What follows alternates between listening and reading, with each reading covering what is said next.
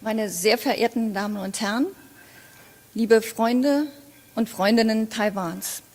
Ich darf Sie sehr herzlich begrüßen zu unserer heutigen Veranstaltung Poesie, Widerstand, Identität.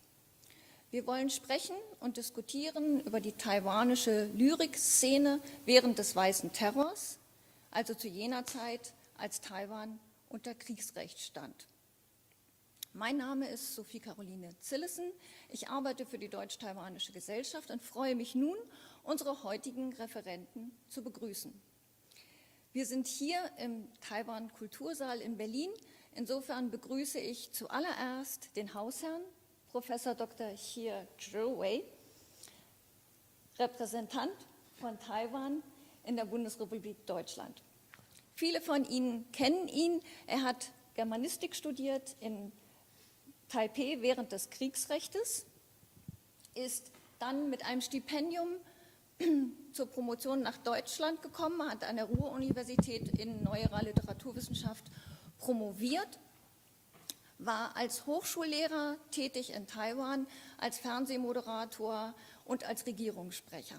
Seit 2016 ist er zum zweiten Mal in Berlin und vertritt sein Land in Deutschland. Herzlich willkommen, Hie Dashi.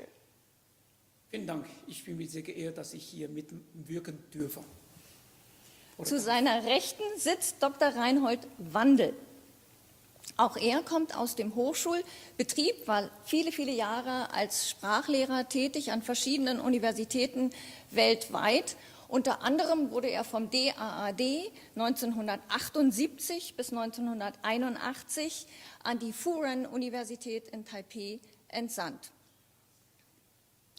Später war er von 1995 bis 2013 an der Otto-von-Guericke-Universität in Magdeburg am Institut für fremdsprachliche Philologien tätig im Fachbereich als Hochschuldozent, Fachdidaktik, Englisch. Herzlich willkommen auch an Sie. Und neben mir Dr. Thilo Diefenbach, profilierter Übersetzer taiwanischer Literatur. Er hat viel seiner Übersetzungen veröffentlicht in den Heften für ostasiatische Literatur.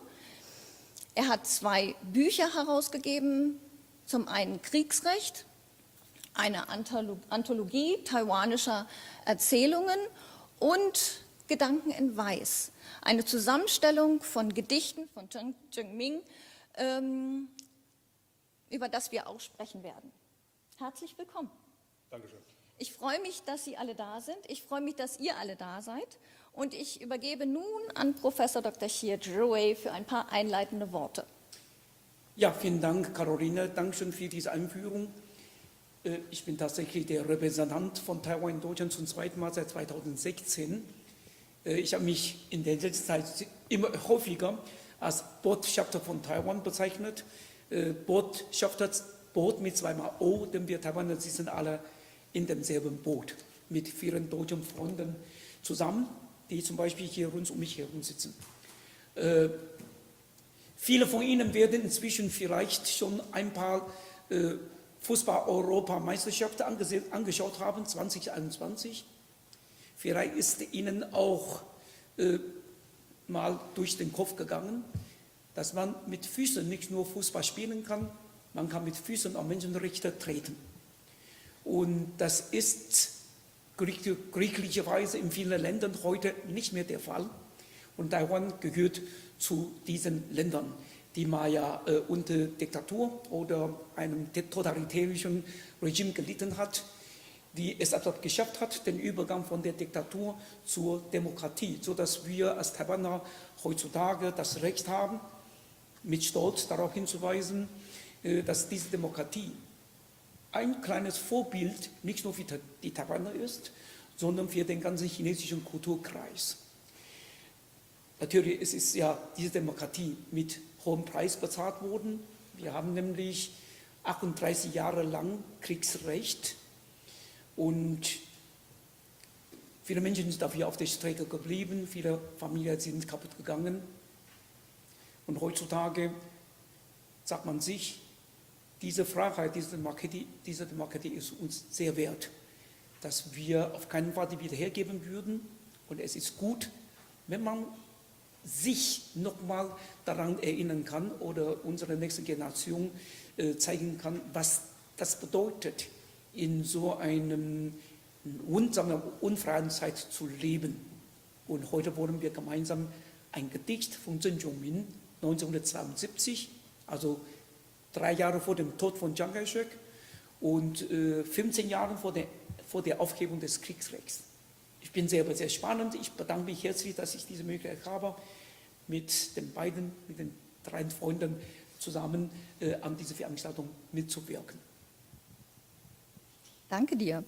Bevor uns das erste Musikstück einstimmen wird, an dieser Stelle einen technischen Hinweis. Wir freuen uns, wenn Sie schon während der Veranstaltung Ihre Fragen in der Chatfunktion stellen. Wir sammeln diese Fragen und werden dann alles aufnehmen in dem Q&A-Teil der Veranstaltung. Nun hören wir den duftenden Schneeball Viburnum. Der Text zu dem Lied stammt interessanterweise auch von Chen Jiuming. Der Komponist ist Chen Wuxiong. Sie hören an der Querflöte Liu Shizheng und am Klavier Liu Caiyu.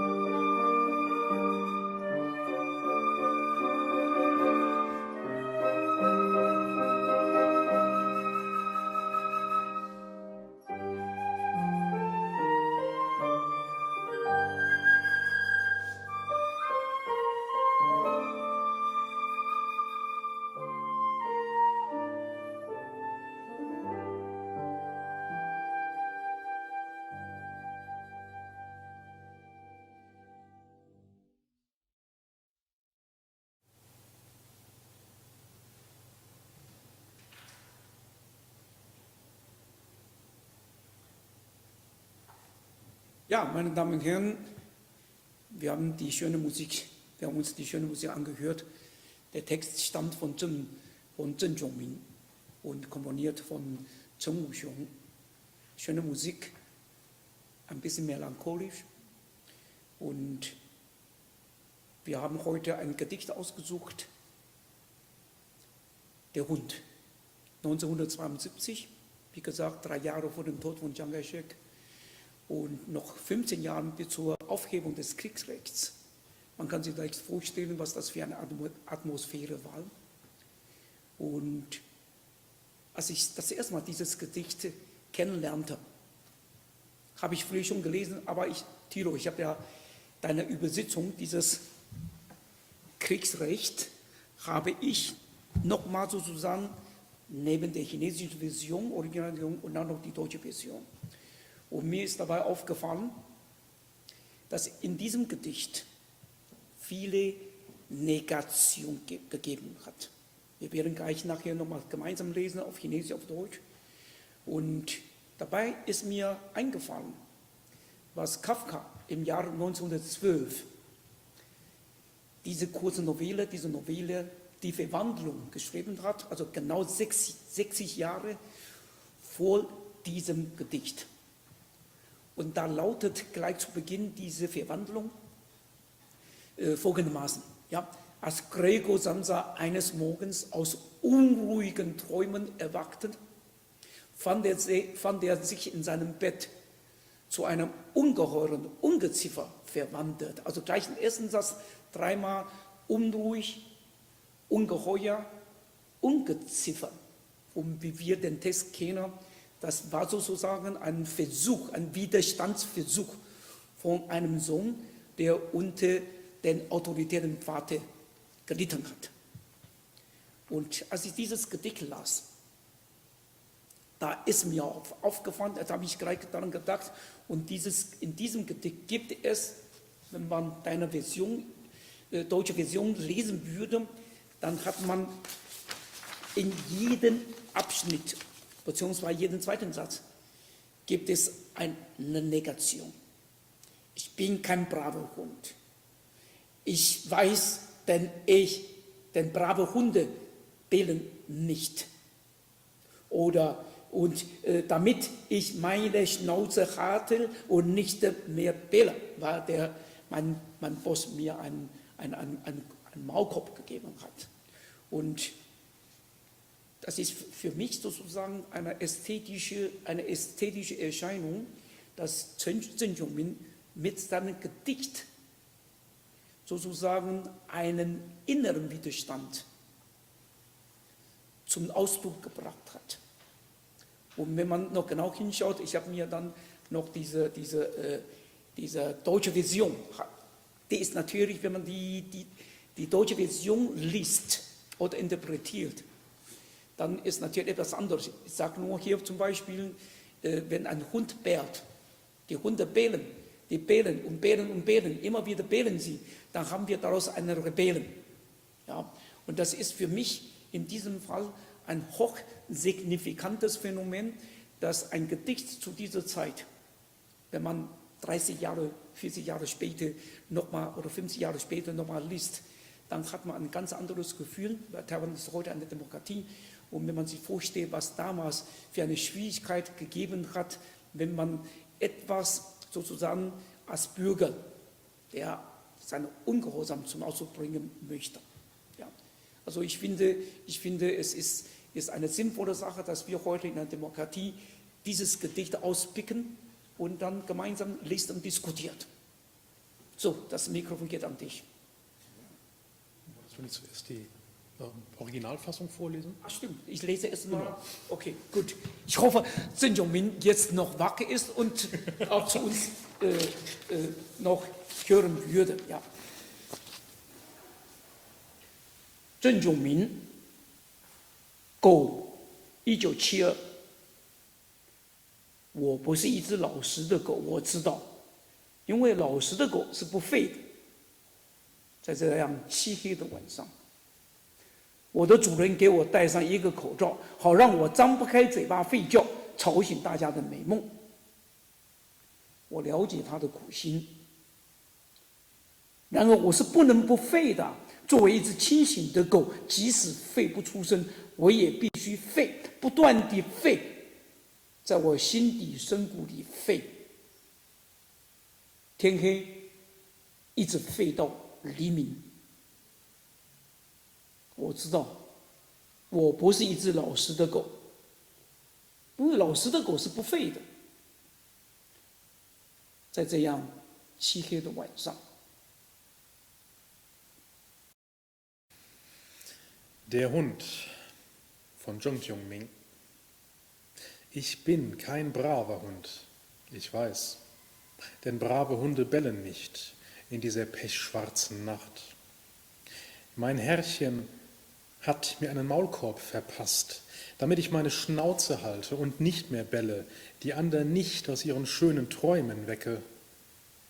Ich verstehe seinen Kummer ja, aber ich muss einfach bellen, ein klar denkender Hund sein, auch wenn ich nicht mehr bellen darf. Ich muss bellen, unablässig.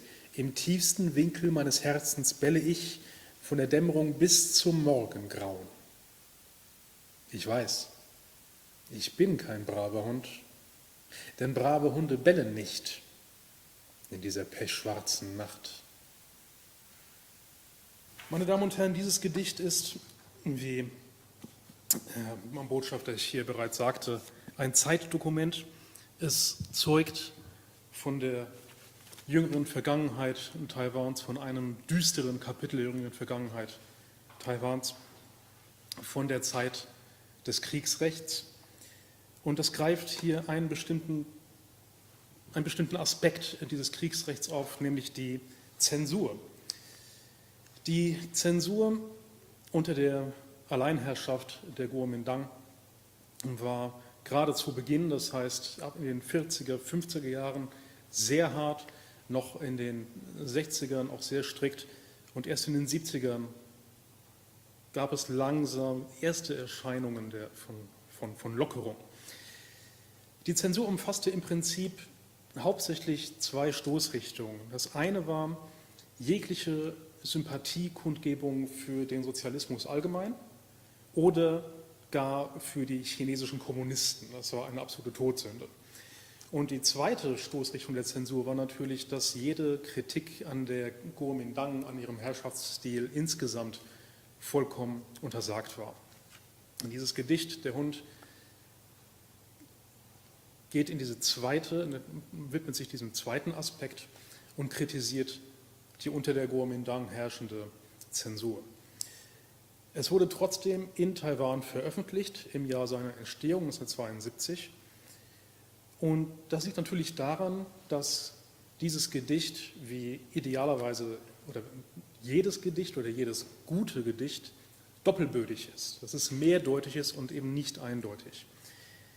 Das heißt, wäre damals ein Zensor zu Zheng Jiongming gekommen und hätte ihn gefragt, was er denn bitte schon mit diesem Gedicht meint, hätte Zheng Jiongming ohne weiteres sagen können, dass er damit sein Mitleid für die armen chinesischen Volksgenossen ausdrücken will, die unter der Knute der chinesischen Kommunisten auf dem Festland leiden. Ja. Das wäre genauso gegangen und das wäre eine Lesart, die vollkommen konform wäre mit der Ideologie der Kuomintang.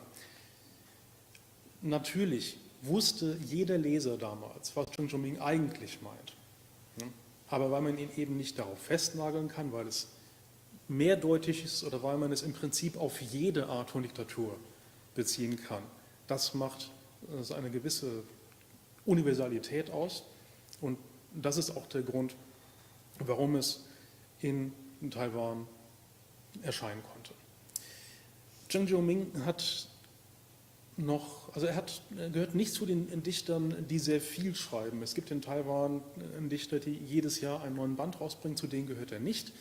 Er hat alle paar Jahre einen neuen Gedichtband veröffentlicht und auch in den Bänden, die während des Kriegsrechts erschienen, finden sich immer wieder andere Gedichte, die eindeutig eine recht kritische Haltung einnehmen. Ich möchte dann nur auf ein Gedicht aus dem 1980 verweisen, das heißt an den Diktator, Geidu Caizhe.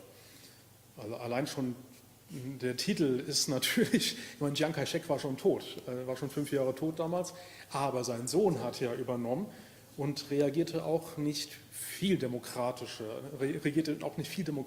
zu Beginn, als sein Vater das getan hatte.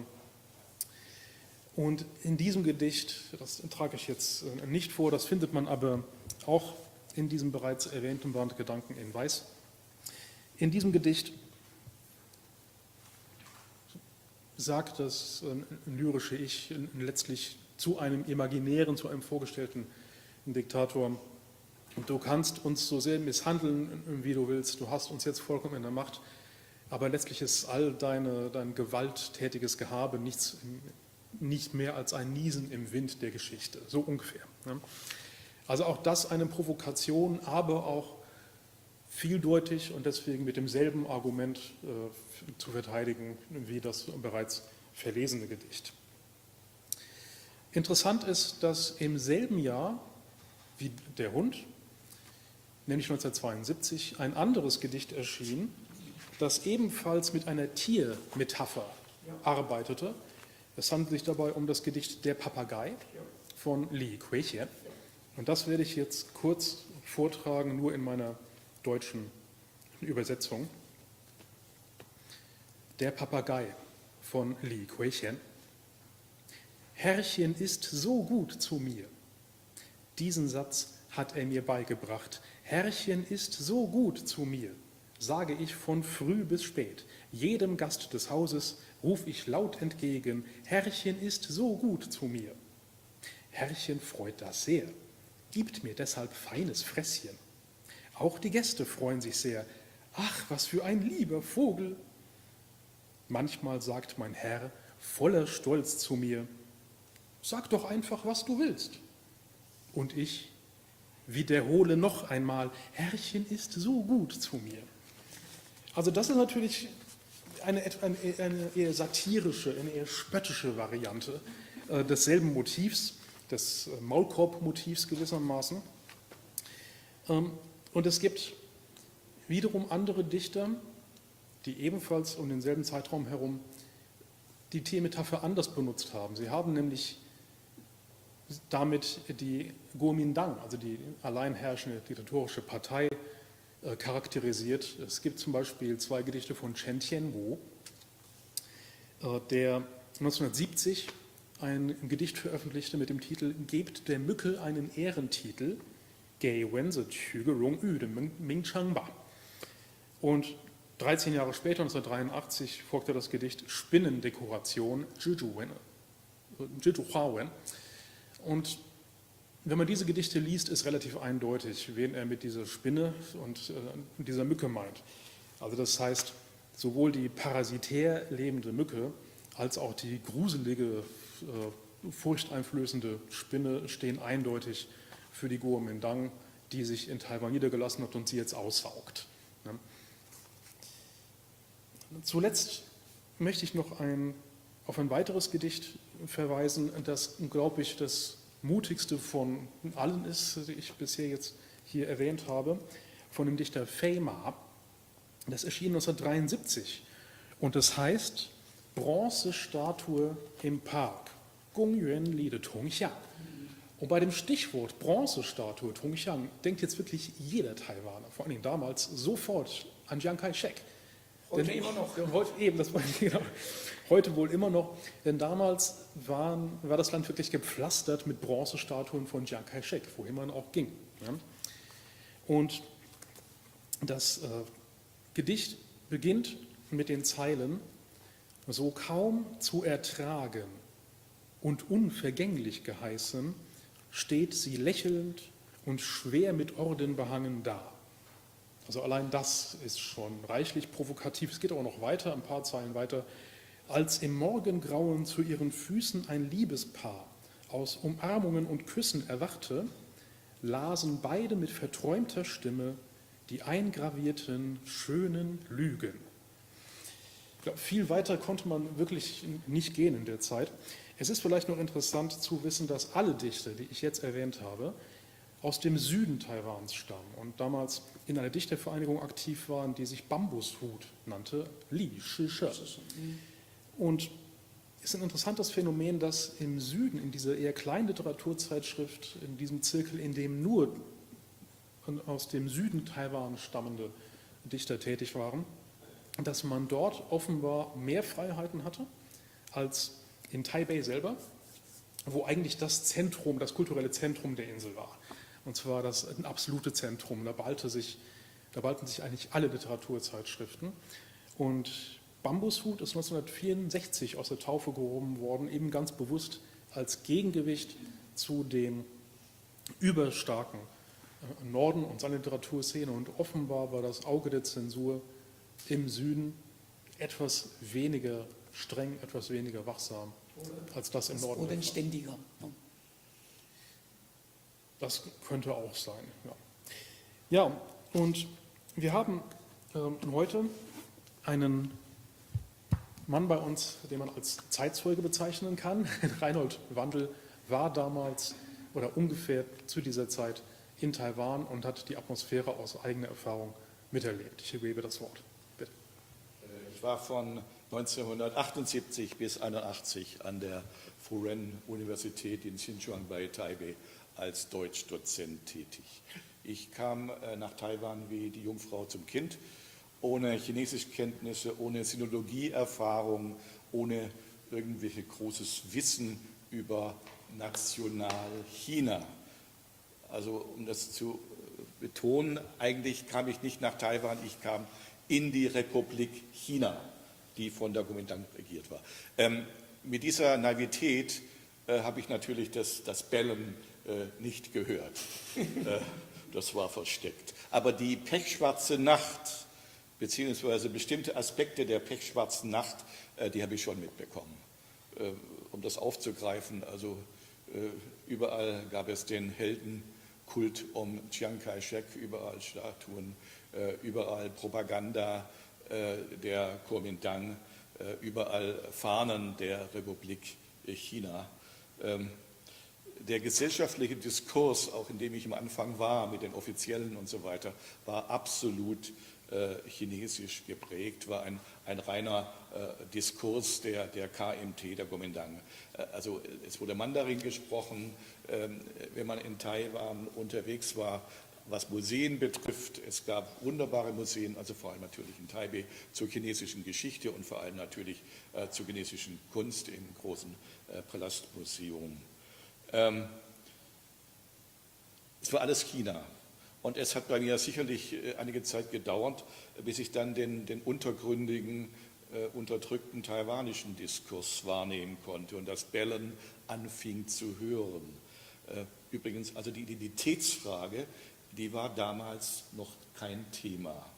Also Informationen habe ich bekommen von deutschen und amerikanischen Sinologen, erst später dann von taiwanischen Freunden und Bekannten. Ich habe natürlich, also auch als Leser der englischsprachigen Zeitung Taipei Times, mitbekommen, was politisch los war. Der Kaohsiung-Zwischenfall, die Verhaftung, die Verurteilung der angeblichen Rädelsführer, dann die Ermordung der Kinder und der Mutter von Lin Yishun und so weiter. Also das habe ich schon dann natürlich mitbekommen und zunehmend wurde ich bewusster dessen, was da eigentlich los war. Übrigens eine kurze Randbemerkung, die Kirche war eigentlich auch ein wichtiger Punkt, um Informationen zu bekommen, also auch von deutscher Seite her. Die Berliner oder Berlin-Brandenburgische Evangelische Kirche hatte einen Kooperationsvertrag mit der Presbyterianischen Kirche in Taiwan und die war durchaus etwas kritisch gegenüber der KMT. Und zum Beispiel ein deutscher Pfarrer und Journalist, Justus Freitag, der ab und zu etwas kritische Artikel über Taiwan geschrieben hat, hat dann zum Beispiel Einreiseverbot in Taiwan bekommen. Also das war schon klar. Als ich dann nach 2 Jahren auf Heimaturlaub in Berlin war, ging ich schnurstracks in die Staatsbibliothek und habe mir ein Buch ausgeliehen, Ker Formosa Betrayed. Das ist ein Buch eines amerikanischen Diplomaten, der mitbekommen hat, was am 28.02.1947 passierte und anschließend. Also ich hatte in Taiwan nur mündliche Informationen soweit und konnte dann erst also in Berlin lesen über das, was Taiwan eben unglaublich angeht. Also die Atmosphäre war eine kalte Kriegmentalität. Es war also zum Teil, finde ich, schon hysterisch antikommunistisch, ähnlich wie in den 50er Jahren bei McCarthy in den USA. Und die auch sanft kritischen Stimmen wurden in dieser antikommunistischen Hysterie unterdrückt. Also den Maulkorb habe ich dann auch mitbekommen. Ein amerikanischer Dozent, ein freundlicher, bescheidener Mensch, hat einmal in einer Lehrveranstaltung gesagt, dass er nicht glaube, dass das kleine Taiwan das große Festland China zurückerobern könnte. 2, 3 Tage später war der Geheimdienst da. Die Sache wurde nicht weiter verfolgt. Das muss man auch sehen. Wir Ausländer hatten eine Narrenfreiheit. Oder ich erinnere mich an eine Episode. Ich fuhr immer mit dem Lehrerbus von der Uni zurück ins Zentrum von Taipei.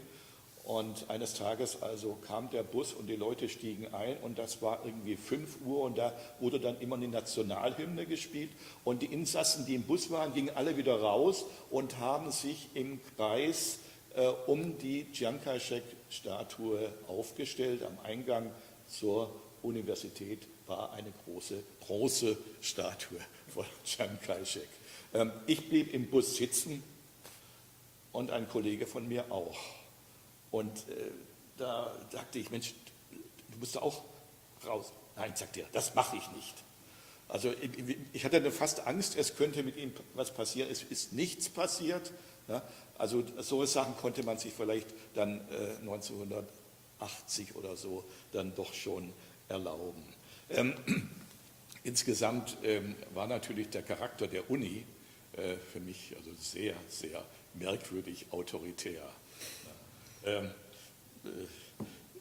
Es gab eindeutig eine Campuspolizei oder Campusmilitär und zum Beispiel haben die Anwesenheit der Studenten kontrolliert. Die Studenten mussten immer auf einem ganz bestimmten Platz sitzen und die Jiaoguan, die Militär oder die Campusmilitär kam dann und hat also abgehakt.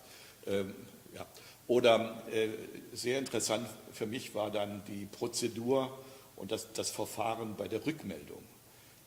Also es war ganz klar, in Taiwan an den Unis galt, dass die Mädchen oder die Studentinnen die Frisuren bis, glaube ich, 1 Zentimeter unter dem Ohrläppchen tragen durften und die Studenten hatten also kurze Haare zu haben, ich glaube nur 3 Zentimeter oder so. Ja. Also jedenfalls, die Studierenden haben sich zurückgemeldet, die Haare der Studenten wurden gemessen und wer zu lange Haare hatte, da war gleich der Friseur, da waren einige Friseure und dem wurden dann die Haare gestutzt. Ich selbst hätte also mich nicht zurückmelden können mit meinen Haaren, das wäre unmöglich gewesen. Was den Campus betrifft, so habe ich auch ein bisschen dann Zugang bekommen zu ja, leicht kritischen Kontexten. Zum Beispiel damals gab es die Campuslieder, also Songs geschrieben von Studierenden, von jungen Intellektuellen, sehr individualistisch, sehr melancholisch und in keiner Weise mit dieser Propaganda der Kuomintang vereinbart. Taiwan war für mich nicht nur eine pechschwarze Nacht. Also das muss ich auch ganz klar sagen. Es gab viele Sonnenstrahlen, viele Stunden Sonnenschein. Ich fand die Studenten sehr, sehr freundlich, für mich etwas zu unterwürfig, aber das war die Situation eben. Aber sie waren sehr höflich, sehr freundlich, es war sehr angenehm, da zu arbeiten. Insgesamt fand ich die Menschen dort eigentlich sehr, sehr angenehm. Es gab ein vielfältiges, buntes Leben auf den Straßen, auf den Märkten. Ich fand das kultische Leben, die Tempel und so weiter, also hochinteressant, aber auch die landschaftliche Schönheit und Vielfalt. Ganz besonders muss ich betonen, was ich da kulinarisch erlebt habe, als ein Mensch, der vorher von asiatischer oder ostasiatischer Küche keine Ahnung hatte. Also Taiwan wurde für mich zu einer Gourmetinsel oder ich kann es auch etwas ordinär sagen, zu einem Fressparadies.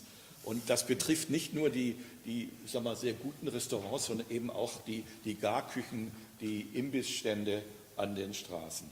Im Jahre 2014 kam ich nach Taiwan zurück für etwa 2-3 Wochen und da gab es die Sonnenblumenbewegung mit Demonstrationen, mit Sit-ins, mit Teach-ins. Das hat mich sehr an die Zeit von 1968 in Deutschland erinnert. Und da meinte ich, okay, jetzt geht die demokratische Sonne über die pechschwarze Nacht in Taiwan auf. Also ich fand es sehr, sehr beeindruckend, die Art und Weise, wie die jungen Leute da sich verhalten haben, wie sie den Dozierenden zugehört haben, was da über dieses Freihandelsabkommen mit China eben besprochen wurde, was da kritisiert wurde. Und ich dachte, ich bin jetzt Zeuge einer demokratischen Erneuerung. Und das muss man auch wirklich betonen, diese kurze Zeitspanne von sagen wir, 1980 bis 2015, das war ein Riesensprung. Also man möge sich einmal nur vergegenwärtigen, wie die jungen Frauen sich in Taiwan bewegt haben 1980 und 2015. Also 1980 hatten sie schon Sonnenschirm, sie wirkten sehr fragil, sehr unsicher, sie trippelten so ein bisschen und im Jahre 2015 hatte ich den Eindruck, sie gehen einen aufrechten Gang. Und also ich finde, es ist fantastisch, das ist wirklich so ein neues, ein demokratisches Taiwan und ja, man kann darauf, glaube ich, sehr, sehr stolz sein. Ich frage mich manchmal ein bisschen, war Taiwan zu Zeiten des Kriegsrechts, war das diktatorisch oder war das sogar totalitär? Also für mich als Narr, als Ausländer gab es viele Nischen, ne? Aber ich weiß nicht, wie tief diese Ideologie ins Privatleben und so weiter eingeschnitten hat. Das müsstest du sagen. Ja, lieber Reini, als derjenige Student, der beauftragt von seinem Dekan wurde, dich und deine Frau, nicht sehr älter als ich, vom Flughafen abzuholen. Ich war derjenige und damals hieß ich, weißt du noch, wie ich damals hieß? Immanuel. Genau, ich hieß Immanuel, also nach Immanuel Kant. Und was du da erzählt hast, also was du als pechschwarze Nacht bezeichnet, ehrlich gesagt, habe ich damals überhaupt nicht mitbekommen. Wir wurden politisch so erzogen, dass alles, was von der Partei kommt, war alles, was von Chiang Kai-shek, ich bin von Jahrgang 55, alles von der Partei oder vom Campus Militär gesagt wurde, das war nicht nur Befehl, das war guter Vorschlag. Also wir wurden so erzogen, dass alles, was du mitgekriegt hast, was ich nachher selber als pechschwarze Nacht beschreiben würde, nicht so erlebt. Also der Staat, das Land, schöne Insel, liebe Leute und der Präsident Chiang Kai-shek war für uns damals großartig. Der war der Räte von der Nation Minzhu Jiuxin. Und da auf dem Unicampus von Fuda, wo ich dann Magisterkurse für 3 Jahre machte, da habe ich eine deutsche Sinologin kennengelernt. Und wir sind sehr gute Freunde, nicht Boy and Girlfriend. Wir haben sozusagen Sprachaustausch gemacht und haben dann gemeinsam sehr oft zum Mittag da draußen bei diesen Restaurants gegessen. Übrigens, du hast vorhin gesagt, diese Fressparadies, ja, wenn man im Nachhinein das alles wieder betrachten würde, dann würde ich sagen, wir hatten damals tatsächlich Fressefreiheit, aber keine Pressefreiheit. Wir haben Peking-Ente, aber kein gutes Ambiente. Und das war der Unterschied. Ja? Und ich erinnere mich noch ganz gut, diese Frau, diese deutsche junge Sinologin, wir waren beim Essen. Fisch haben wir bestellt. Auf einmal hat die Frau zu mir gesagt, Chiang Kai-shek ist ein massenhafter Mörder. Das hat mich, also ich bin klein, ich bin ungefähr 1,70 Meter. In diesem Augenblick bin ich fast 2 Meter groß geworden. Weißt du warum? Was sie gesagt hat über Chiang Kai-shek, hat mich auf die Palme gebracht. Chiang Kai-shek war ja nicht der korrekte Ausdruck. Wir sagen nie, Wir durften auch nicht Chiang Kai-shek sagen. Es hieß immer, als er noch lebte, da war er Jiang Zhongtong oder Lao Jiang Zhongtong, Präsident Jiang oder der Art Präsident Chiang Kai-shek. Das sagen nur die bösen Leute, die Hochverräter. Wir sagen immer Jiang Zhongtong. Und da habe ich ihm, wir waren wirklich sehr, sehr gut befreundet. Und in dem Augenblick habe ich sofort einen roten Kopf gekriegt. Ich war derart sauer, ich habe ihr dann ins Gesicht gesagt, wie traust du dich, so was Unglaubliches, Böses über den Retter von unserer Nation zu reden? Wie darfst du das denn machen? Und ihr war es so peinlich, dass ich auf einmal so aufgeregt war. Dann hat sie versucht, mich aufzuklären. Ich konnte überhaupt nicht zuhören. Ich war so aufgeregt. Ja. Und Ähnliches ist mir auch passiert in meinem Schwedenwohnheim. Da wohnt bei mir der Nachbar, das ist ein Assistent von der japanischen Abteilung. Wir sind sehr gut befreundet, wir sind auch immer zum Essen gegangen, haben gemeinsam Basketball gespielt. Und einmal im Nachhinein habe ich mich gefragt, er versucht wahrscheinlich diesen unschuldigen jungen Menschen aufzuklären. Hat mir Ähnliches gesagt, wie diese deutsche Sinologe mir gesagt habe. Ich habe mir gedacht, oh, die beiden kennen sich. Wie kommt denn das? Die wollen mir genau das Gleiche sagen, alles Böses über KMT, über Chiang Kai-shek. Das war ich. Aber, also das heißt, auf der einen Seite war für mich Kuomintang oder Chiang Kai-shek, das war Verkörperung der nationalen Rettung. Aber auf der anderen Seite habe ich auch erlebt, was du mit diesen Flößen, mit der Haare etc. hast. Das habe ich alles erlebt. Und ich war immer so aufgeregt. Man war jung und eitel und möchte gerne, wie Lobo von den amerikanischen Popsängern, damit man ein bisschen länger haben. Das ging nicht. Das ging nicht. Diese Campus-Militär, die standen nicht nur bei der Rückmeldung da. Wir mussten auch jeden Monat, also 4-mal im Semester, mussten wir uns melden bei diesen Militärleuten. Und die sagen dann, ja, nein, oder du musst dann zum Friseur gehen. Ja. Und so gesehen würde ich nachher, als ich mitgekriegt habe, was tatsächlich passiert, ereignet hat, kann ich sagen, das war Diktatur und totalitär, ein totalitäres System. Aber wenn ich aus der Perspektive von damals als junger Student, habe ich das so nicht erlebt. Und das hat mich nachher dann sehr bereut. Ich habe mich sehr bereut, dass ich diesen Leuten, die ja sozusagen Gefahr gelaufen sind, um etwas zu sagen, was denen, also wie der Hund, der da dort immer gebärt hat und wiederholt, aus dem Wiederholen beten, wie gesagt, da waren sozusagen Rebellen. Und es tat mir nachher sehr leid, als ich merkte, was ich denen für ein Ungerecht angetan habe.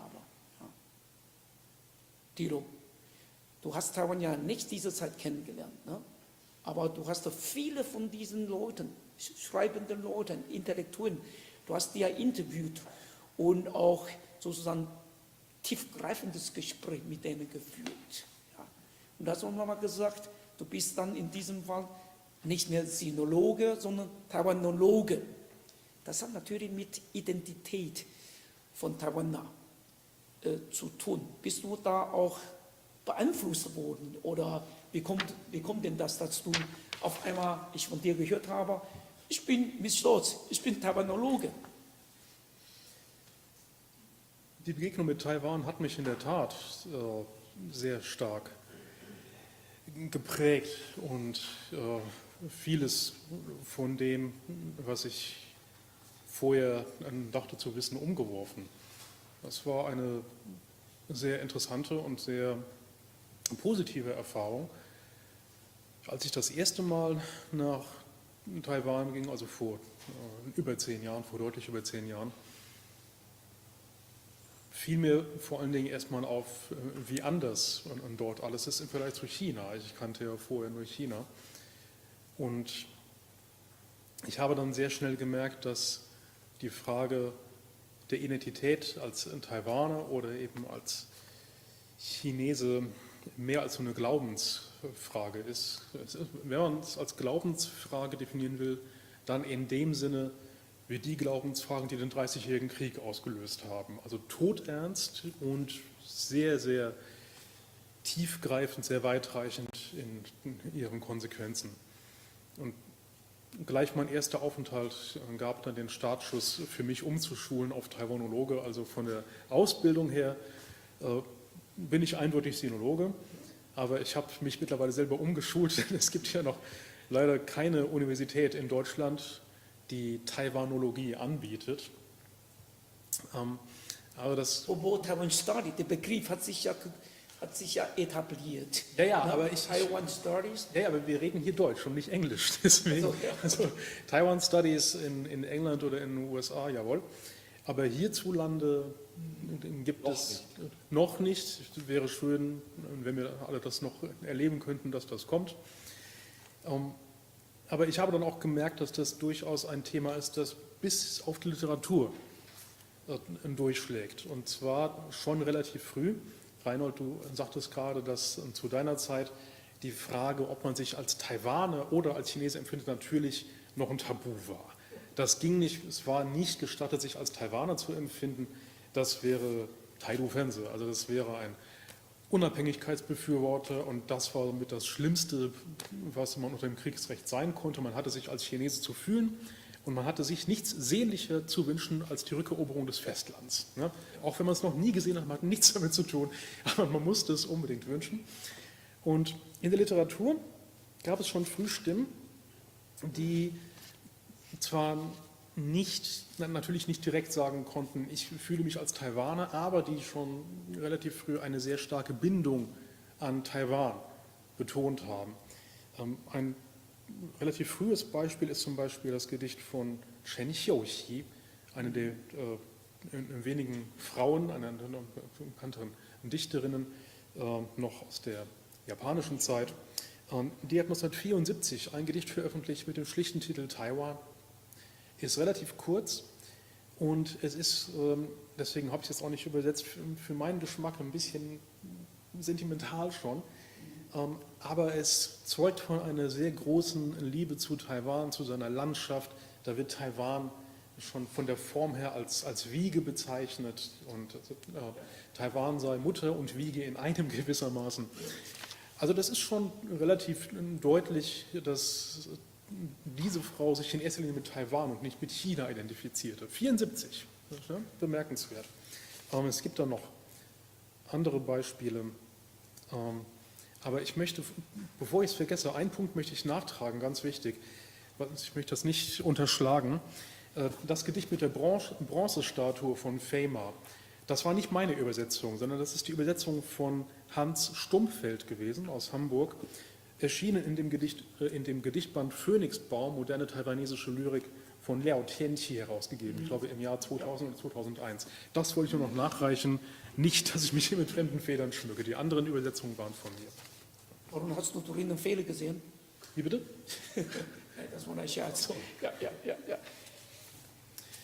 Ich habe zur Identität vielleicht... Ja, die Identität. Ja.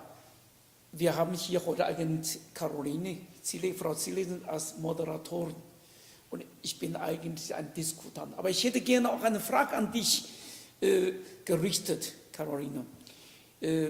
Es gab ja bis, sagen wir so, offiziell bis zum nächsten Donnerstag eine deutsch-chinesische Gesellschaft, eingetragene Verein Freunde Taiwans. Ab dem letzten Donnerstag wurde dieser Verein offiziell nicht mehr deutsch-chinesische Gesellschaft, sondern deutsch-taiwanische Gesellschaft. Dieser Verein ist ja gegründet vor länger als 60 Jahren in Bonn. Ja.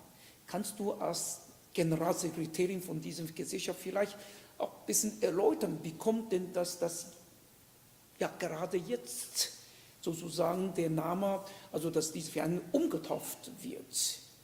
Hat das zu tun mit diesem, ja, mit alles, was sich in den letzten Jahren in Taiwan während dieser Demokratisierung geschehen ist, etwas zu tun? In jedem Falle. Also der Name unserer Gesellschaft spiegelt ja gewissermaßen die Geschichte Taiwans oder, wenn wir jetzt mal ganz korrekt sein wollen, der Republik China sowohl als auch wieder. Das heißt, es gibt für ein und dasselbe Gebiet, gab es in den letzten 60 Jahren ganz unterschiedliche Begriffe. Hier in Deutschland war Taiwan nach dem Zweiten Weltkrieg in erster Linie als Nationalchina bekannt. Und die Gesellschaft wurde gegründet nach dem Zweiten Weltkrieg, als Deutschland als Verlierer des Zweiten Weltkrieges langsam wieder versuchte, außenpolitisch die Fühler auszustrecken. Und man erkannte innerhalb dieses ganz klar Kalten Krieges, dieser Atmosphäre des Kalten Krieges, dass es wichtig wäre, antikommunistische Partnerschaften aufzubauen. Und so hat man relativ früh auch versucht, Kontakte zur Republik China aufzubauen. Das ist der eine Teil. Damals waren sehr viele Politiker, die sich im Bundestag auch um die Gesellschaft herum gruppiert haben. Die Geschichte hat sich weiterentwickelt und die Gesellschaft auch. Wir haben bereits 2003 erkannt, dass sich etwas in der Gesellschaft in Taiwan verschoben hat. Dieser Begriff Republik China hat nicht mehr das reflektiert, was Taiwan tatsächlich eigentlich ist und wie es wahrgenommen wird. Und die Namensänderung in deutsch-taiwanische Gesellschaft ist im Grunde genommen ein Bekenntnis, ein klares Bekenntnis zu den demokratischen Entwicklungen in Taiwan und da wird es interessant, der damit einhergehenden Herausbildung einer taiwanischen Identität. Und ich glaube, was uns hier alle verbindet, ist, dass wir gewissermaßen Zeitzeugen sind, im doppelten Sinne, auch dieser demokratischen Entwicklung und diesem Anwachsen der taiwanischen Identität.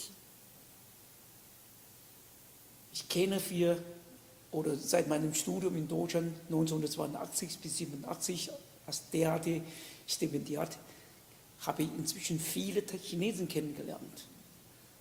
Viele sind Chinesen im Exil, Männer wie Frauen, und wir können uns wunderbar verstehen. Was ich sagen würde, ist ja, wenn ich als Vertreter, als Repräsentant von Taiwan sage, ich bin ein Taiwanese oder ein Taiwaner, jetzt heißt es Taiwaner, dann heißt es das nicht, dass ich dabei in erster Linie an Taiwans Unabhängigkeit denke. In erster Linie mit dieser Abgrenzung von von Volksrepublik China, sagen wir so, unter dem kommunistischen Regime. Und ich als Taiwaner, dann denke ich in erster Linie, ich habe das Glück, als ein freier Mensch Taiwan zu vertreten. Ich habe das Glück, als freier Mensch darauf hinzuweisen und sagen, ihr habt ja die frühe Taiwan kennengelernt. Wir haben es geschafft, nämlich aus dieser Diktatur einen Leuchtturm der Freiheit, dort uns dahin zu stellen und sagen, dieser Leuchtturm steht nicht nur für Taiwaner, sondern für Chinesen, für Hongkonger, für Tibeter, für Uiguren, Mongolier und so weiter. Also alles, jeder Mensch, der sich sozusagen ein solches Leben wünschen würde, wie das heutige Taiwan, da sind wir Brüder und Schwestern. Also so verstehe ich unter dieser Identität als Taiwaner. Natürlich, das haben dann Peking bzw. einige Leute von KMT, einige Erzkonservativen, das bekommen sie dann immer in den falschen Hals und haben gedacht, ihr denkt nur an politische Unabhängigkeit. Das ist nicht wahr. Wir denken in erster Linie an Freiheit, Menschenrechte, ja, und dass man sozusagen aus dieser neuen Lage, dass man sich wünschen würde, solange China unfrei ist, dass wir auch ein selbstständiger Staat bleiben würden. Das, glaube ich, ist ein selbstverständlicher Wunsch. So habe ich mir gesagt, ich möchte so lange leben, solange Taiwan kein Mitglied von der UNO ist, würde ich versuchen, gesund zu leben und dann eventuell der erste Botschafter von Taiwan in UNO zu werden. Jeder muss einen Wunsch haben, nicht wahr? Du lachst so. Das wäre toll. Nichts dagegen einzuwenden. Ja, das wäre meine Frage auf deiner Identität.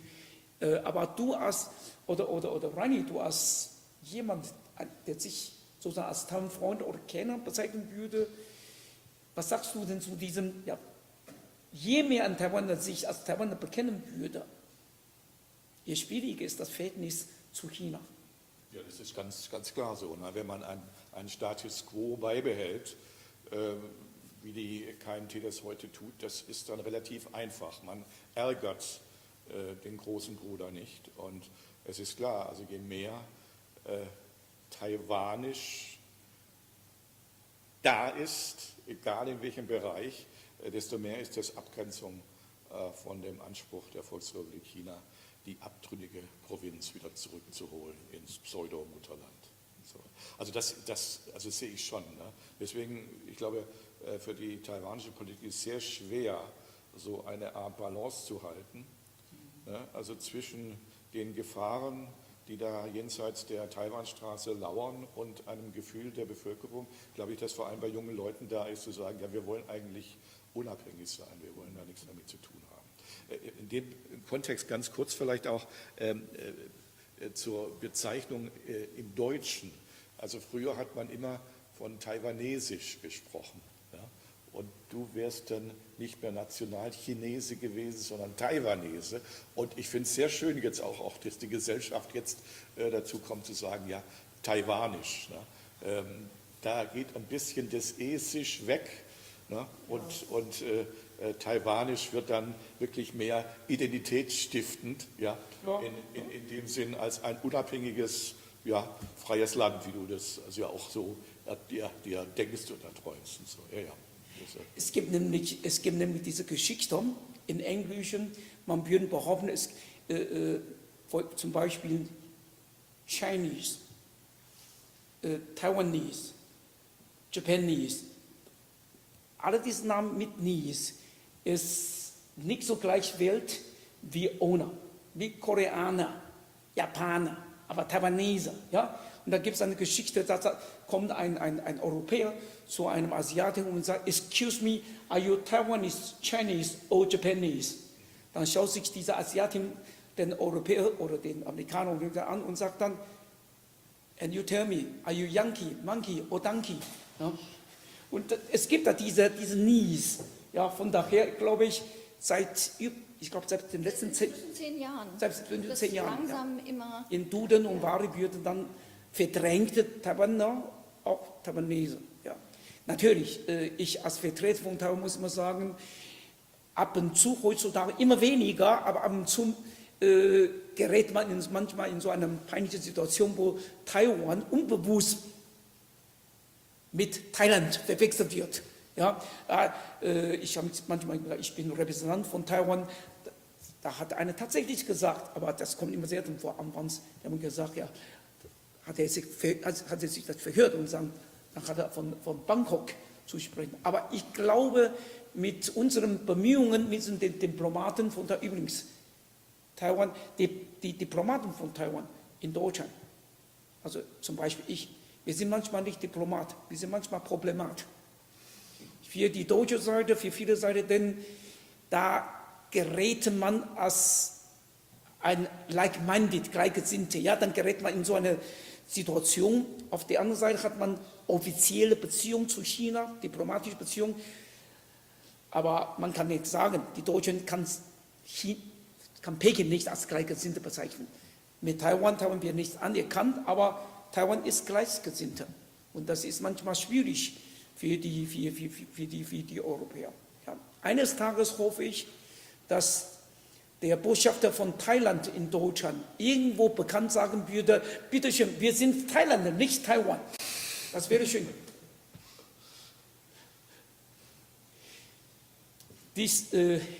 Sagen wir mal so, die Identität von Taiwan, glaube ich, ihr habt vielleicht schon mal gehört, Tiannandu, das heißt Selbstständigkeit oder Unabhängigkeit von Natur, seit der Geburt. Unser einer, wir haben uns lange damit herumzuschlagen gehabt, bin ich Taiwaner oder bin ich Chinese. Meine Mutter hat das Problem noch in dreifach. Bin ich Japanerin mit taiwanischer Herkunft, bin ich Taiwanerin mit japanischem Pass oder jetzt bin ich weder Taiwaner noch Japaner, ich bin jetzt Chinese. Ja? Und dieses Problem hat uns lange gestört, also dieses Identitätsproblem. Übrigens, ich kann vielleicht sogar behaupten, da wir Taiwaner diese Identitätsproblem gehabt haben, die uns wirklich gequält haben, sind wir dadurch eher in der Lage, in die Schuhe von denjenigen Menschen zu versetzen, die zum Beispiel Probleme haben mit ihrer Geschlechtsidentität. Bin ich Mann, bin eine Frau, bin ich etwa dazwischen, bin ich weder noch und so weiter. Und das ist auch der Grund, glaube ich, dass in Taiwan als der erste Staat in Asien, in dem Eheschließung für alle gesetzlich verabschiedet, gesetzlich zugelassen wurde. Und ich bin da stolz darauf, dass diese kleine Inselstaat sozusagen das geleistet hat, was die Chinesen in Peking sehr verärgert haben. Es ist aber noch ein Aspekt bei der Identität als Taiwaner, den wir vielleicht noch kurz ansprechen sollten. Es gibt ja die Ureinwohner in Taiwan, also Polynesier, die jetzt mit China so überhaupt nichts zu tun haben. Sprachlich null, kulturell überhaupt nichts und die schon Jahrtausende lang Taiwan besiedelt haben, bevor die ersten Chinesen auch nur daran dachten, nach Taiwan zu kommen. Das ist ein wichtiger Aspekt, weil gerade deren Identität am meisten zu leiden hatte in den letzten 100 Jahren. Es gibt auch dazu eine Art literarische Bewegung. 1989 zum Beispiel hat ein Ureinwohner, ein Blinder, der eigentlich als Masseur arbeitet, aber gleichzeitig auch noch Gedichte schreibt, indem er sie in Braille-Schrift sticht. Ja. Der hat ein Gedicht geschrieben, gebt uns unseren Namen zurück, das heißt im Original Hui Fu, wo man de Xingming, ja, 1989, also relativ früh nach Aufhebung des Kriegsrechts, denn unter dem Kriegsrecht waren die Ureinwohner verpflichtet, ihre eigentlichen Namen abzulegen, ihre polynesischen Namen abzulegen und sinitische Namen anzunehmen. Ja? Und das war natürlich, das ist die größte Demütigung und kulturelle Enteignung gewissermaßen, die man sich vorstellen kann. Und in den 90er Jahren kam das alles in Bewegung. Das heißt, die Ureinwohner haben ihre Rechte eingefordert. Sie haben übrigens auch gefordert, dass sie nicht mehr als Shandiren, also als Bergbewohner bezeichnet werden. Es gab noch andere, unschönere Namen vorher, die will ich jetzt hier nicht wiederholen. Aber seitdem sind sie überhaupt erst an sie den Namen, den sie eigentlich tragen sollten, nämlich Yuan Zhumin, die Ureinwohner. Ja, also das ist noch ein Aspekt bei der taiwanischen Identität, der wichtig wäre zu beachten. Auf jeden Fall, an dem Beispiel sieht man auch, wie identitätsstiftend Sprache ist und damit auch Literatur. Wenn wir in die Gegenwart springen, wie sieht es dann aus im Zuge der Vergangenheitsaufarbeitung? Finden diese Art von Gedichten Eingang in den Lehrplan an den Schulen? Weiß die heutige Generation von diesem Schatz, von diesen Gedichten? Sagen wir mal so, diese Änderung oder Verbesserung befindet sich noch im Prozess. Das hängt damit zusammen, dass also in Deutschland würde ja in der Schule diese Kurs sich nennen Deutschstunde. Ja? Und bei uns heißt das ja Guoxue, außer Chinesischstunde auch noch Guoxue. Und Guoxue ist eigentlich die klassische Wissenschaft für die Akademiker, für die Intellektuellen. Da muss man Gedichte nicht interpretieren, weniger. Da muss man auswendig lernen. Ja, da muss man 少年听雨歌楼上，红烛昏罗帐；壮年听雨客舟中，江阔云汀。孤雁叫西风，而今听雨声如下，鬓已星星也。悲欢离合总无情，一任阶前，点滴到天明。Das mussten wir als kleine Junge auswendig lernen, ohne genau zu wissen.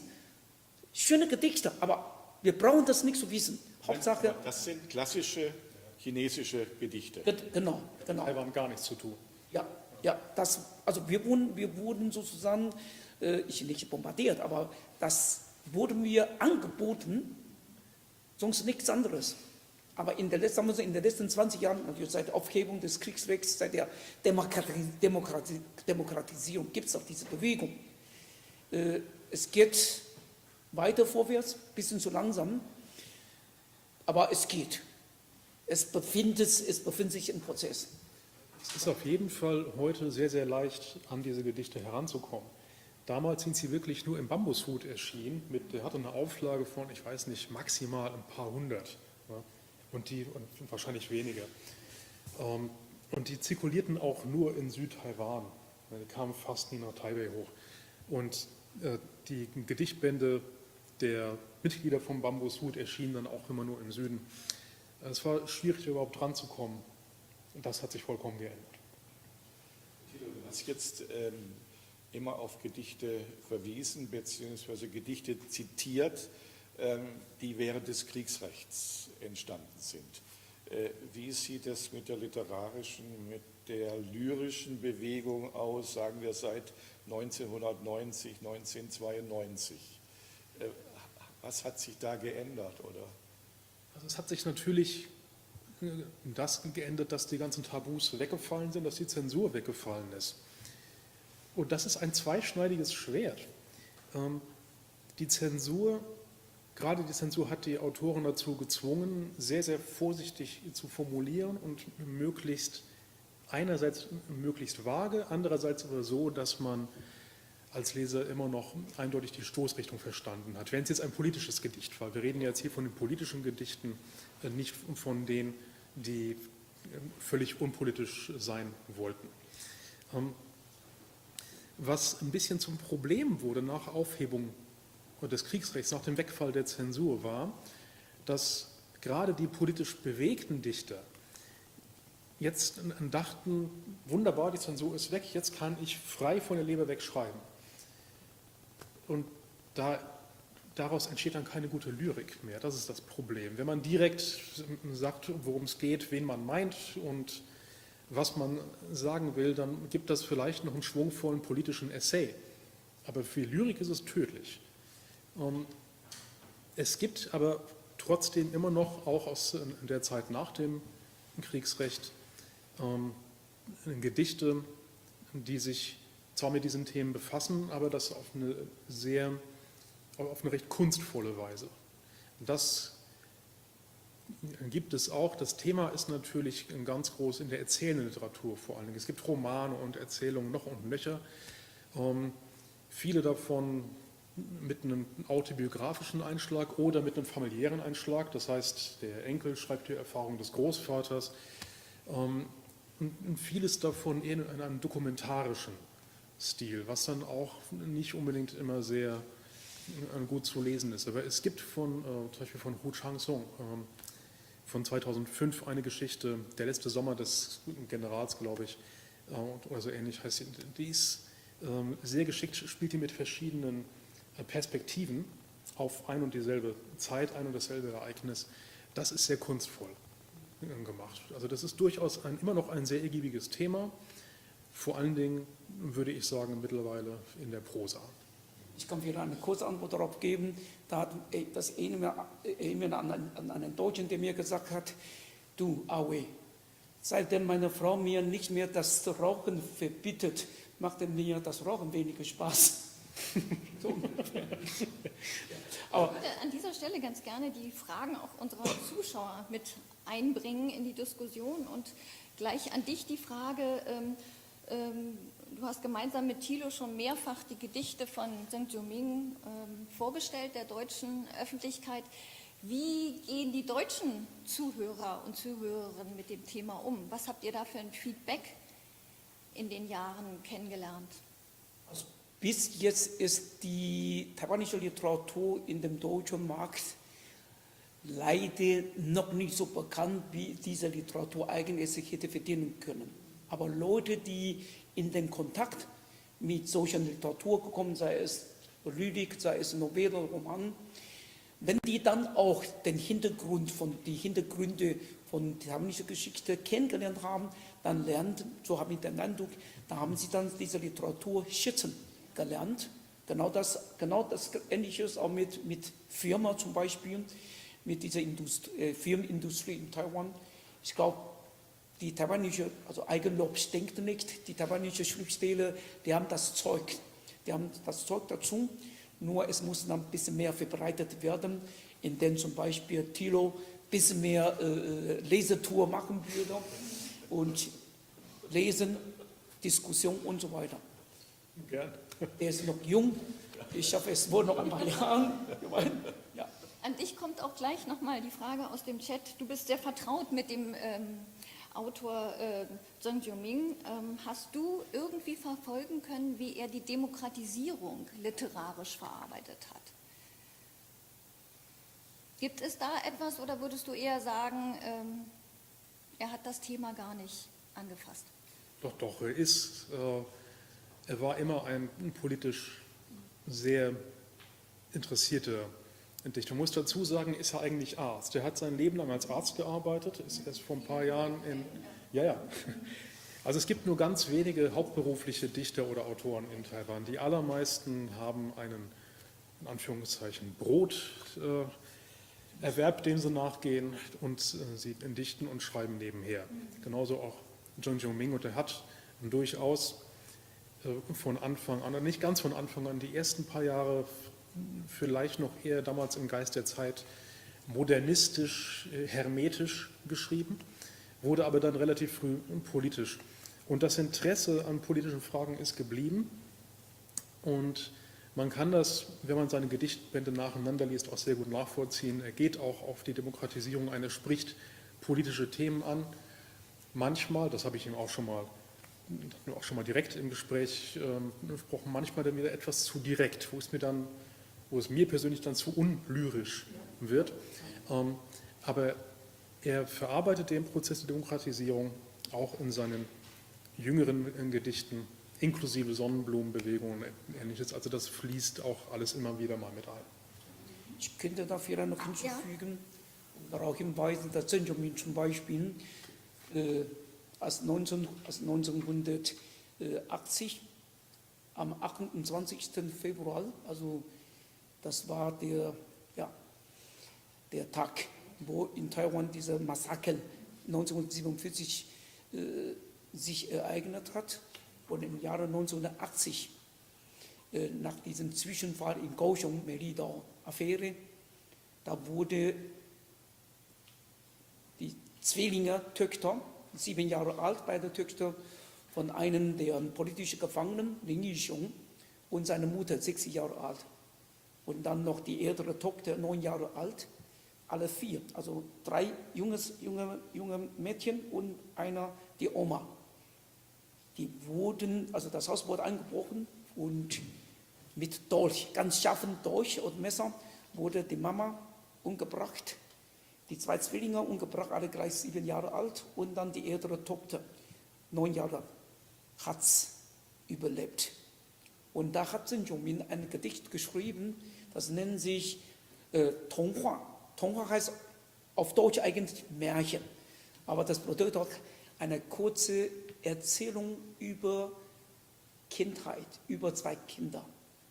Tonghua, das ist zweideutig. Und das er da gesprochen ist lyrisch, hat er sozusagen diese politische Mord, grausame Mord, literarisch sozusagen verarbeitet, und das dokumentiert dieses Ereignis auf einer literarischen Form. Er war da nicht pathetisch, nicht so aufgeregt. Er hat so beruhigend, aber dieses Ereignis, dieses grausamen Ereignis habe ich so dokumentiert in Form einer Literatur. Und das noch während des Kriegsrechts. Das erschien vor 1985, ja. bin ich ganz sicher, waren aber auf jeden Fall deutlich vor 87. Ja. Und als die politischen Gefangenen von diesen Melidao-Affäre, die wurden vor dem Gericht, wurden dann sozusagen verurteilt, und der Verteidiger, der sozusagen auch Lebensgefahr lief, um diese Hochverräter zu verteidigen. Einer davon ist später zum Präsidenten gewählt worden, das ist der Chen Shui-bian. Und Chen Shui-bian hat in seiner Verteidigungsrede zum Schluss hat er 2 Gedichte von Zheng Jiuming reingebracht. Und das, ich glaube, ist ziemlich einmalig, auch, glaube ich, in der Geschichte der Werteliteratur.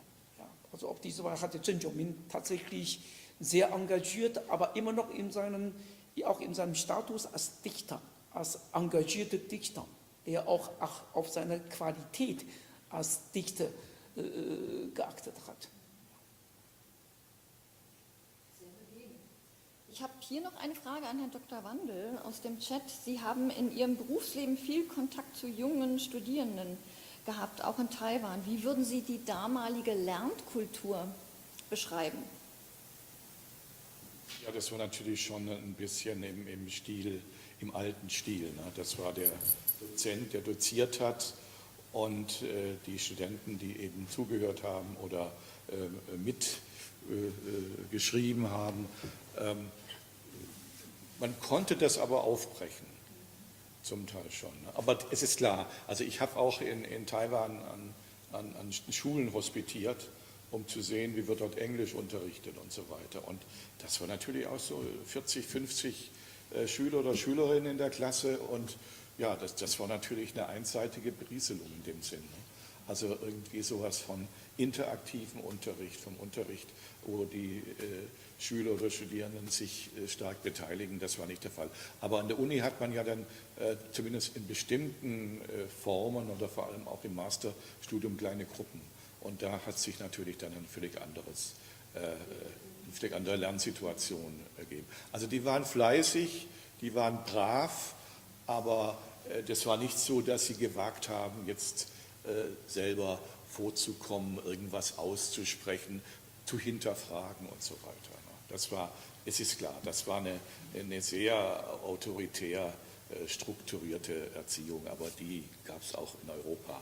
In vielen, vielen Ländern noch sehr lange und gibt es auch heute noch. Das muss ich sagen, als jemand, der diese Phase miterlebt habe, das war auch zurückzuführen mit dieser Diktatur. Ich habe vorhin von diesem Massaker 1947 am 28. Februar und in den darauffolgenden Jahren eine ganze Schicht von Intellektuellen, Professoren, Journalisten, Akademiker, Ärzte, Apotheker, Kommunalpolitiker, die wurden über Nacht verfolgt und dann in den darauffolgenden Jahren bis zum Tod verfolgt, wirklich ins Gefängnis reingeschmissen, ermorden, hinrichten lassen. Meine Mutter, als ich 1973 auf die Uni ging, ich stamme aus dieser Hafenstadt Keelung, da sagt mir meine Mutter, das habe ich noch im Kopf, auf Taiwanisch, Junge, du bist der Erste von der ganzen Familie, von der Sippe, der es geschafft hat, das Studium an der Uni zu absolvieren. Geh nach Taipei, geh zur Universität, lern schön, aber weh dir, wenn du dich in die Politik einmischst. Das war völlig unnötig für meine Mutter zu sagen, aber dieser Schrecken, diese Angst mit diesem Massaker saß ihr so tief im Nacken, dass sie trotzdem es für notwendig gehalten hat, mir das zu sagen, mir einzuschärfen. Und das ist natürlich einhergegangen mit diesen Hauslehre zu Hause. Auf Taiwanesisch. Kinder, ihr müsst euch stillhalten, ihr habt nur Ohren und keinen Mund. Denn was aus deinem Mund kommt, könnte ein Pech für dich werden. Und das ist Katastrophe. Und das ist das passt genau zu diesem Hund von Zheng Jiumin. Die wenigsten Leute, die sich trauen, sozusagen zu bellen, obwohl er schon einen Maulkorb bekommen hat. Und als Dichter hat er dann auf diese Weise. Ne? Dazu passt ganz gut eine letzte Frage hier in unserem Q&A-Teil an dich.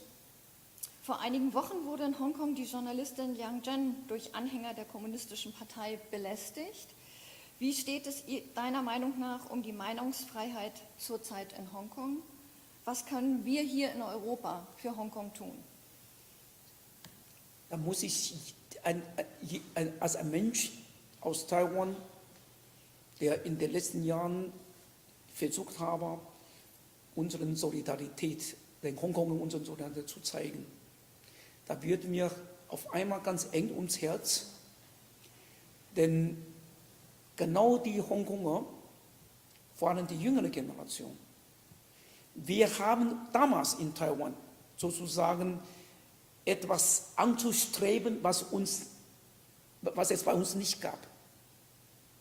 Denn es war Diktatur, wir sind hineingeboren. Und die Hongkonger erleben zurzeit genau das, ein Gegenteil von diesem. Die versuchen nicht etwas anzustreben, sondern versuchen etwas zu behalten. Ihre Freiheit, ihre Pressefreiheit, ihre Redefreiheit, ihre Meinungsfreiheit, ihre Versammlungsfreiheit. Und das macht mich ganz traurig, wenn ich daran denke, was wir junge, lebendige Menschen, mutige Menschen, die auf die Straße gegangen sind, ziemlich von draußen isoliert. Denn Hongkong ist anders als Taiwan. Wir haben noch diese Taiwanstraße. Die Hongkonger, die armen Hongkonger, die haben das nicht. Und ich möchte gerade hier an dieser Minute sagen, wir zeigen immer, und wir zeigen nicht nur, wir versuchen das auch zu verwirklichen, denn Hongkong unsere Wärme, unsere Unterstützung, unsere Solidarität zu geben, und die sollen nicht allein da stehen, und das wünsche ich mir, dass die Werte der Freiheit, und das sei Deutschland, Frankreich, USA, Japan und so weiter, wir müssen nach allen Möglichkeiten die Hongkong unterstützen. Den Chinesen ein klares Zeichen geben, dass die ihre schmutzige Hand weg von den Hongkonger zurückziehen sollten. Ich weiß ehrlich gesagt nicht ganz genau, was da gemacht werden könnte, aber ich weiß, wie ich auch bei deren Versammlung, wenn ich eingeladen worden bin, habe ich immer eine Rede gehalten, und ungefähr zum Schluss habe ich immer gesagt auf Englisch, United we stand, divided we fall. Wenn wir geeint sind, auftreten, dann würden wir sozusagen, dann würden wir es schaffen, nicht geschlagen zu werden. Wenn wir sozusagen voneinander isoliert, nicht geeint reagieren auf China, dann werden wir geschlagen. Und den Hongkongern kann ich hier nur sagen, wir werden die Taiwaner, wir sind auch denen dankbar. Die Hongkonger hat sozusagen mit ihrem Schicksal über die Taiwanstraße hin nach Taiwan gezeigt, dass diese Lügerei, ein Land, zwei Systeme, ist eine glatte Lüge. Ein Land, zwei Systeme heißt in der Tat ein Land, zwei Probleme. Diktatur ist ein Problem für Freiheit, und Freiheit ist ein Problem für Diktatur. Und wir müssen, das heißt nicht nur ich, sondern Thilo, also Taiwaner Deutschen, wir müssen zusehen, dass diese mutige Hongkonger, dass die auf jeden Fall unterstützt werden müssen. Wir werden, so habe ich ja Angela, haben Sie ja kurz angesprochen, wir werden nach dem Sommer, wir haben inzwischen auch einige junge Hongkonger Dichter kennengelernt. Die haben in den letzten 2 Jahren bei diesen Bewegungen Dichter geschrieben, Qualität tipptopp, von Ästhetik her, von Lyrik, Kunst her, von Inhalt her sehr rührend, bewegend. Ich hoffe, dass wir nach dem Sommer auch Zeit haben, einen Dichter oder ein Gedicht von diesen Leuten hier unter diesem Kreis noch zu besprechen und auf diese Weise sozusagen unsere Solidarität mit denen zeigen. Sehr gerne. Ich denke, wir haben erfahren, einerseits wie komplex das Thema ist, andererseits wie emotional, auch angesichts neuer Herausforderungen, die wir uns stellen müssen, die wir eben angesprochen haben. Wir werden viele weitere Fragen stellen und Antworten suchen. In diesem Sinne freuen wir uns auf weitere Veranstaltungen. Mein Dank geht an die Organisatorin Angela Xu, an das technische Backup und an die Referenten hier auf dem Podium. Wir bedanken uns bei Ihnen allen für Ihre Zeit, für Ihre Aufmerksamkeit und für Ihr Interesse. Ich möchte nun, bevor wir zum Abschluss noch einmal Musik hören, Ihnen kurz sagen, um was es sich bei diesem Musikstück handelt. Wir hören Franz Schubert aus dem Schwanengesang das Ständchen. Es singt Huang Ya-chung. Am Klavier hören wir noch einmal Liu Tsai-yu. Wir wünschen Ihnen viel Freude beim Zuhören und von uns allen ein herzliches Dankeschön und auf Wiedersehen.